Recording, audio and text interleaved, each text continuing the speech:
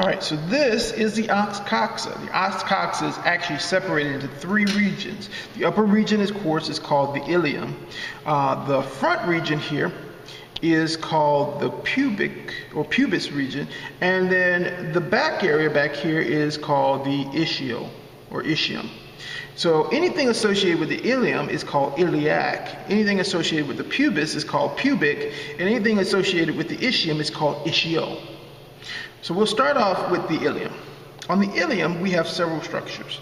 First off, we have this depression right here where the number 35 is, and that is called the iliac fossa. We can then look at the top of the iliac fossa, and we'll see that there's a ridge here at the top of the ilium, and this, of course, is the iliac crest. The iliac crest then leads to this direction where you see two protrusions here, and this direction where there are also two protrusions. These protrusions are iliac spines. So these are considered the anterior iliac spines, and these are considered the posterior iliac spines. Now, you can't just have anterior iliac spines and posterior iliac spines because you have two spines on each side. So you have to have, of course, a superior and an inferior anterior iliac spine, and of course the same is for the posterior. Now, if we move down a little bit, you'll see that as we head towards the pubis, there's this depression here, right here, where it's curved. And this curved area right here is called the arcuate line. Okay? Now, the arcuate line then leads us to this area right here, which is, of course, part of the pubis, which in this case we're going to call the pubic bone. However, in truth, it's actually the superior pubic ramus, but we're going to call that the pubic bone. Now, as we head this way, we'll see that there's a little bump here. This is the pubic tubercle, and this, of course, is the pubic crest. Down here would be the inferior pubic ramus, but we're just going to call that the pubic ramus. Now, on to the ischium.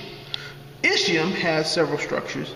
First off of the pubic ramus here, going this way, we have the ischial ramus, which is what that is. And then coming back here, we have the ischial tuberosity, which is what that is. Then over here, we have the ischial spine.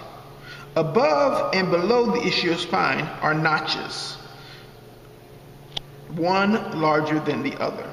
The one larger is, of course, called the greater. The one below it is called the lesser.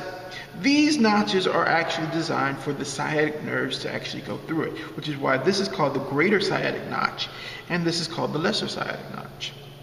Now, we turn it to the side, we'll see that all three bones come together to form this area right here. This depression is called the acetabulum. This is where the head of the femur will actually fit in to the hip, where it joins together. Below that is this opening right here called the obturator foramen. That's where the obturator nerve and the obturator artery and the obturator vein actually travel through. And later on we'll talk about the obturator externus and the obturator internus, and those are the muscles that are going to be associated with the obturator. Now, back here, you don't have to worry about this, but I want to talk about it. Back here, there are actually two lines or areas where the gluteal muscles attach to, but I thought that you should know that, not necessarily that it's important for you to know it on your test. I just thought I'd throw that out there. Now, right here is where the sacrum would actually join to that of the ilium, and so this area right here, where these two would actually form, would actually be called the sacroiliac joint. Of course, this isn't the right sacrum, so it doesn't really look right there, but it's kind of like that. Okay, that's it.